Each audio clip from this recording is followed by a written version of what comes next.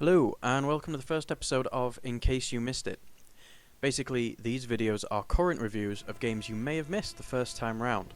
Today we're having a look at Far Cry 4. Now, Far Cry Primal is on the way in just a few short months, and that game basically strips the guns and the vehicles from the Far Cry franchise and takes the game back to prehistorical times.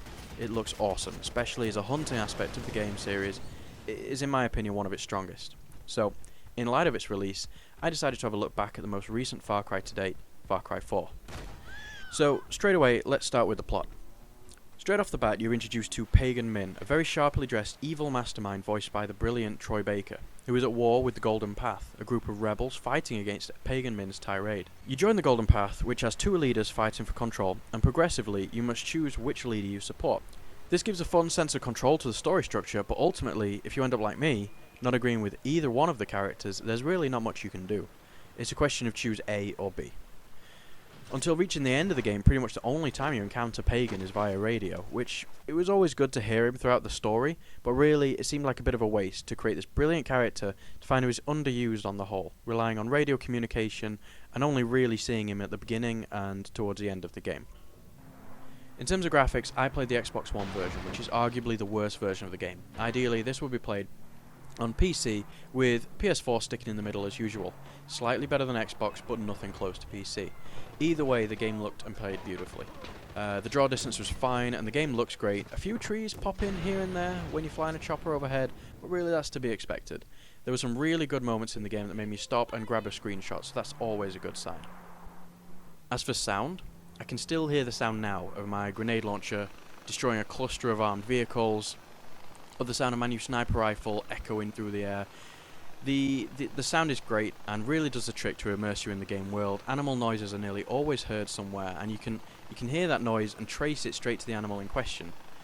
Gunfire sounds tinny when heard from afar and powerful when up close, which is just how it should be.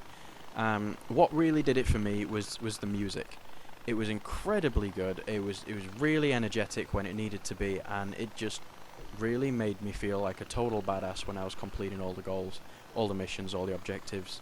It was great, especially the Reggie and Yogi missions. They had some funky music, man. You should check those out. In terms of gameplay, this is what Far Cry is all about for me. The story is of course excellent, but my favourite thing about this game series is whether you have half an hour or 6 hours, you can find something in this game that will entertain you for just that long. You merely open up the map and there is an abundance of readily available missions, all of which are fun and challenging.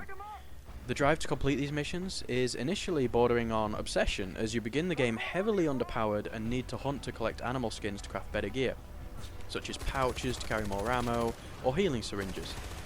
Now, though I obsessively collected all of these within the first few hours, and then found there wasn't much drive for the rest of the collectibles. Once you've got your upgrades and a few good guns, you're pretty much set for the entire game, and I wish that the rare weapons were a little more difficult to get, just so that I felt that much more rewarded when I finally got them. Far Cry 4 is a massive playground, one that, after receiving the grenade launcher, becomes a playground filled with constant explosions. I must have used that, plus my bow, for 80% of the entire game, and it's a game that really emphasizes fun. When there's no need for lengthy stories for side quests, you can just point and click on an icon on the map and start shooting your way through. It was really a breath of fresh air when there's currently so many games that require such an investment of time. You know, Witcher 3, Fallout 4. This game I could pick up for a half hour and put the controller down afterwards, knowing I've progressed in the game world.